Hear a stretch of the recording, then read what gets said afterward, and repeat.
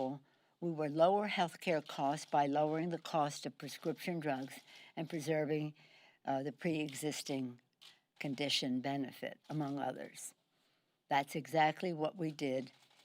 That's exactly what we did on Monday when we passed the Affordable Care Act enhancement legislation. And a part of it was to lower the cost of prescription drugs by enabling the Secretary to negotiate. At the same time as we were passing that enhancement, the White House is in the Supreme Court trying to overturn the Affordable Care Act because they don't believe in science and they don't believe in governance. So if you put the two together, let's just overturn it. And that may be what they believe. But if that's what they believe, then they should tell the truth about it instead of saying, oh, we support the benefit of pre-existing condition existing. No, you're a court to overturn it. You've been trying to overturn it for the full time of the Trump administration, and now you've taken it to the Supreme Court, and we will fight that fight there. But I'm very proud of the work of our chairman to bring our agenda for the people and the work of the committee members. Second part of our agenda was to lower health care costs, bigger paychecks by building the infrastructure of America, and to do so in a green way for the future. It was a very lengthy bill, 25 hours in the Rules Committee, so not in the Rules Committee, but in the amendment process, and then a long time on the floor. I want to salute the maestro of it all, Peter DeFazio, but many other chairmen played a role in that, and I've acknowledged them. But this is it's a broad bill. It's transformational. It's the biggest and greenest infrastructure bill in the history of our country, and it's about roads and bridges and surface transportation for sure. It's also about clean water. Some of our water systems are over 100 years old, made of brick and wood, and now this will be resources there to change that. It's about infrastructure for broadband so that all children, all families in our country can have distance learning and telemedicine and all that takes, whether they live in rural areas, which is a focus on rural, or urban deserts in that regard. Interestingly, Senator McConnell complains this so-called infrastructure bill would siphon billions in funding from actual infrastructure to funnel into climate change policies. Exactly. We're not siphoning off money. We're building the infrastructure for the future, not for the 50s. And we're doing it in a way that cleans the air. Is a health issue, clean air, clean water. It's a economic issue, transportation, transfer of product from farm to market, and the rest. It's a fabulous bill. It would take too long to go further into it. But be sure it's the safest and greenest infrastructure bill. We're proud of this legislation because, you know what, it advances environmental justice. In our health care bill, it was about justice in health care, addressing the concerns of previously underserved communities who are now more drastically affected by the coronavirus. Part of it was, all, again, in that regard, many of you were there when we were on the steps of the Capitol rolling out the Solving the Climate Crisis Action Plan led by Congresswoman, Madam Chair, Kathy Castor of Florida, the most detailed, sweeping climate plan in over a decade, reflecting over 100 hearings across nearly every committee in the Congress. Lower health care costs, bigger paychecks, cleaner government. And the cleaner government piece in the last few days, the centerpiece was the George Floyd Justice in Policing Act, which will fundamentally transform the culture of policing, of ending police brutality and bring accountability to our police departments. It will save lives. It recognizes that overwhelmingly our men and women in uniform take great pride in the integrity that they bring to their job, but some don't. And this bill addresses that. And we're so proud that George Floyd's family allowed us to name the bill for him. They said it met their standards. That was last Thursday. On last Friday, we proudly, for the first time, the House voted to grant statehood to the District of Columbia.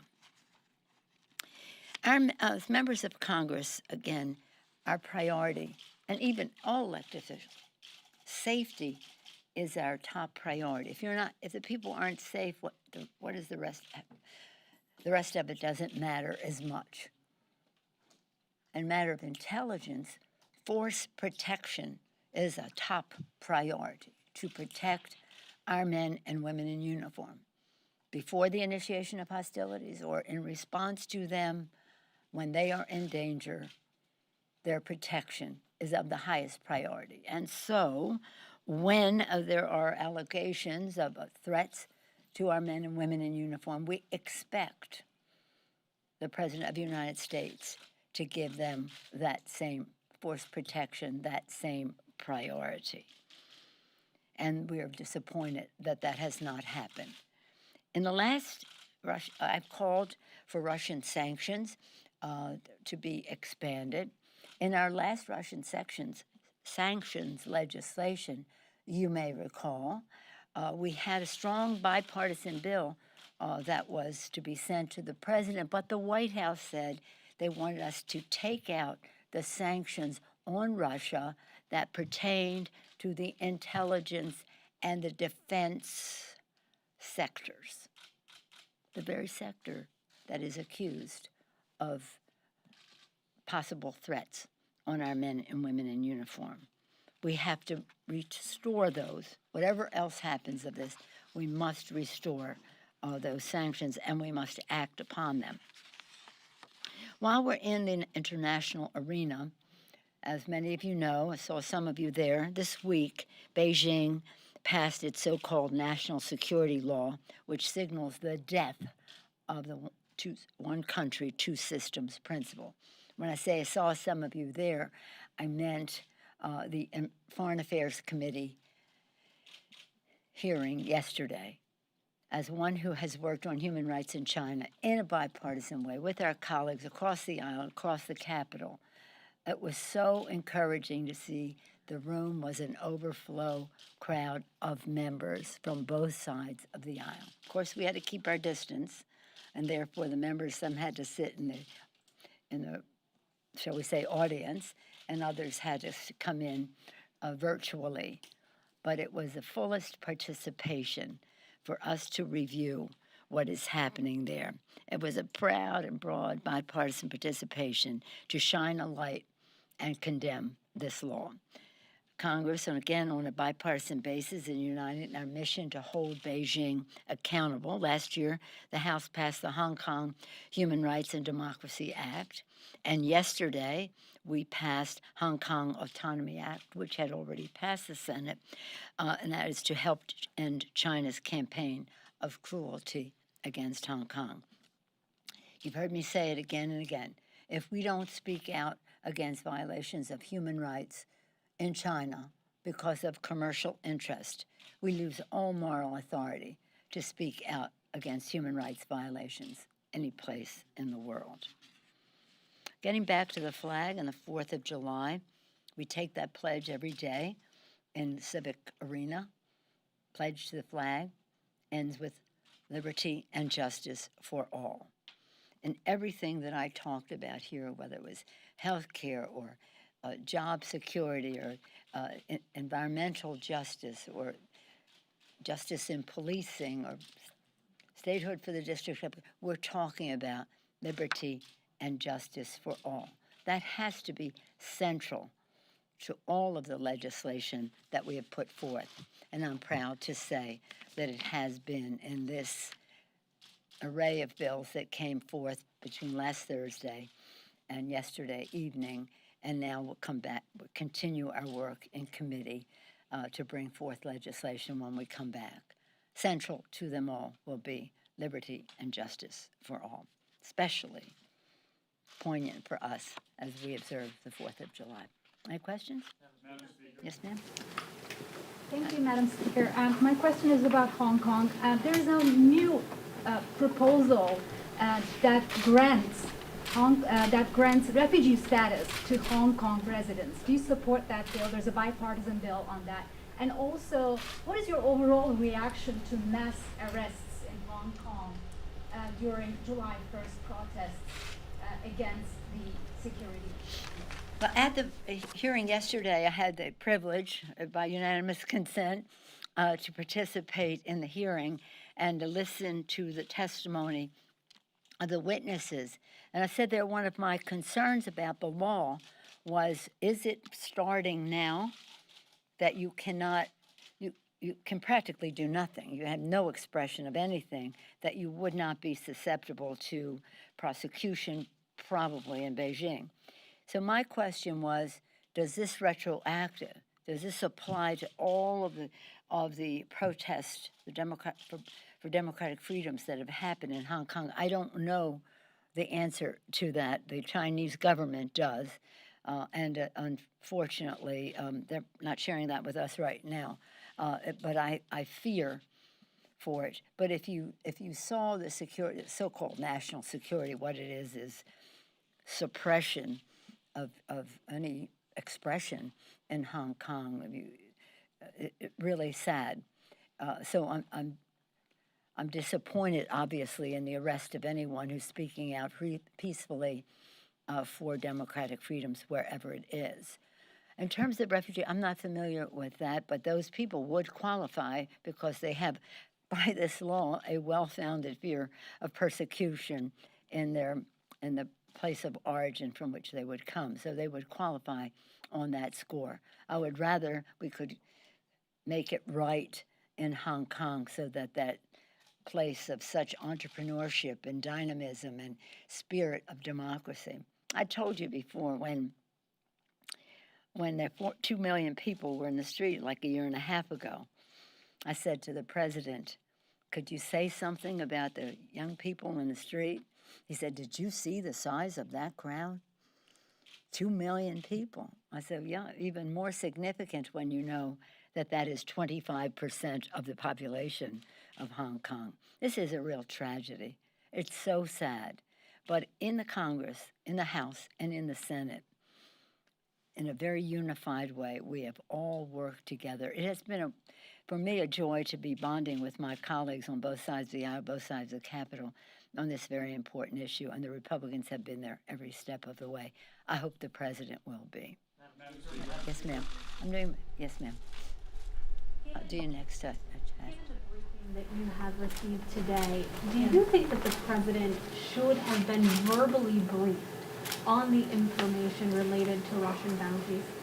Having nothing to do with the briefing that we had today, I think the president should have been verbally briefed on it. But I thought that before the hearing, and it had nothing to do with anything that we were presented at the hearing. Of course, the president should have been briefed. This is of the highest priority. Force protection, a threat to our men and women in uniform. The president, it was in his PDB, Presidential Daily Brief, but he wasn't verbally briefed, but that doesn't mean that he shouldn't have read that. But again, having nothing to do with what we saw today. Yes, sir. To that end, though, I know that you're always limited in what you can say about these briefings here. Right. Some have said that this information should have been things that the Gang of Eight or others would have known about. That said, can you comment if you did know about this? I didn't know about it, but I will say this. It was of a consequential level that the intelligence community should have brought it to us in that way. But what is important is the president's relationship with Russia. This is at the same time as the White House was aware of this threat to the security of our men and women in uniform. The president was still flirting with the idea of having Russia be part of the G8 in total opposition to the wishes of the other members of the G8. They weren't there, Russia wasn't, because of their annexation of Crimea, their invasion of Ukraine. You can't be in the G8 or G7. So why weren't they not raising this to a level to say to the president, this is not a good time for you to be saying Russia should be part of the G8, when in fact there is reason to suspect that Russia was threatening the security of our men and women in uniform. So, Madam Speaker, Garrett, to that end, what should happen now? I mean, you mentioned potentially restoring those sanctions. I Yes. know you just had this briefing, but do you think there are other steps that Congress should take in light of everything we're learning about this episode? Well, let me just say, and Garrett referenced my statement about, I said it earlier, I think, that when Congress, in a bipartisan way, passed sanctions on Russia, the administration told us to take out the sanctions on the GRU, the intelligence as well as the defense sectors of Russia.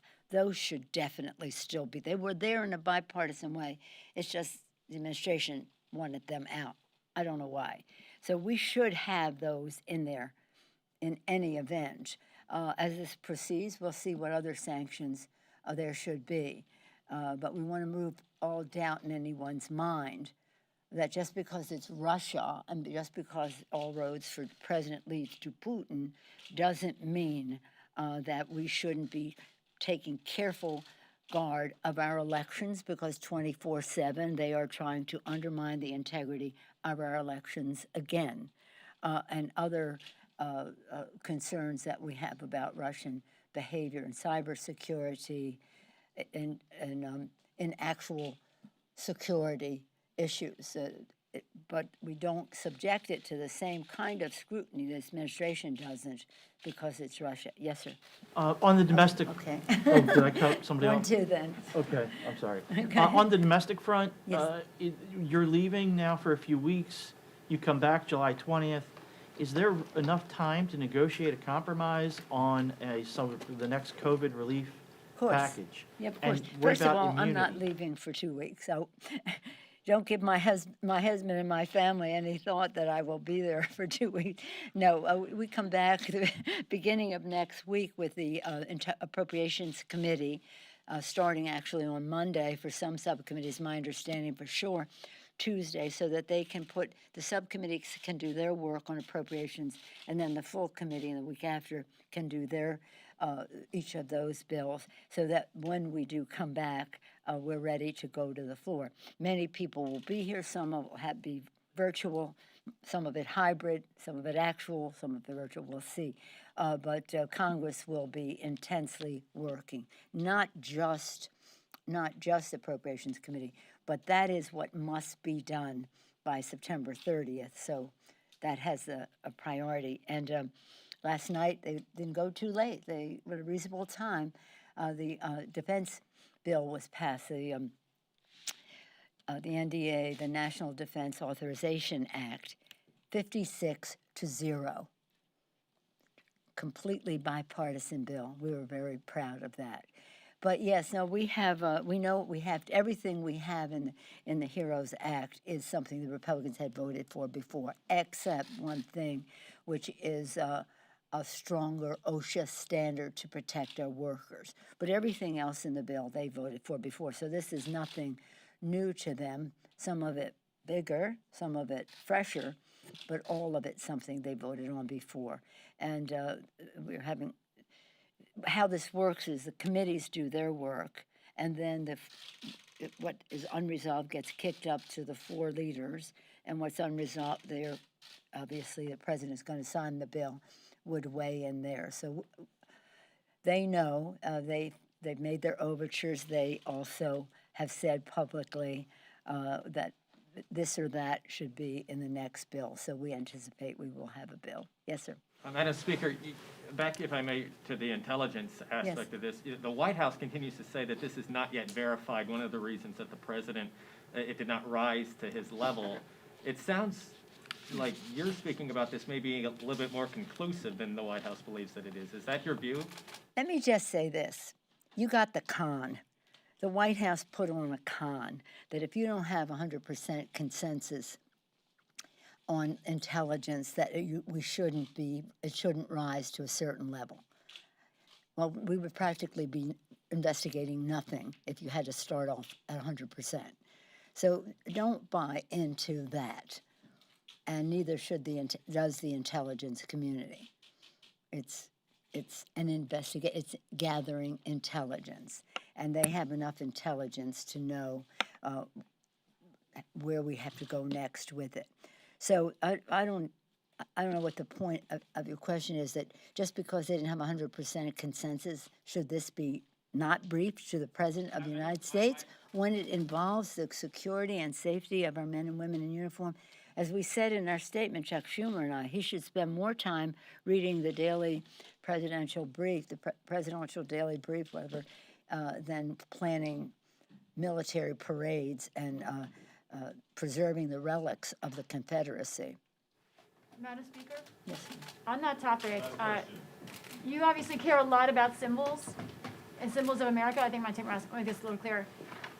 Can you update us on where you think things stand with the Confederate statues remaining in the Capitol, and if you just assume that now that's left to the states because Leader McConnell is not engaging? And also, former Vice President Biden said this week he believes there's a distinction for Jefferson, Washington. Both of those men, there's a bust of Washington and a statue of Jefferson in the House side, which you control. Do you believe there's a distinction, or should there be a conversation about those representations as well? I do believe that if people have committed treason against the United States of America, their statues should not be in the Capitol. And we took down the paintings of the speakers who were members of the Confederacy, and there will be legislation coming forth to remove those same people who meet that low description if you've committed treason against the United States of America. It's not about Washington and Jefferson.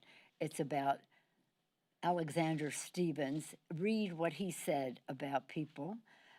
It's about the President of the Confederacy, whose statue is up there, who committed treason against the United States. So that's the clarity that we should have. Some of it is the states have put them there. The states may want to review. But in the meantime, while they may be in the Capitol, we can decide where they are in the Capitol. Thank you all very much. Happy 4th of July. Take care. Keep a distance. Wash your hands. Happy 4th. Thank you. Thank you.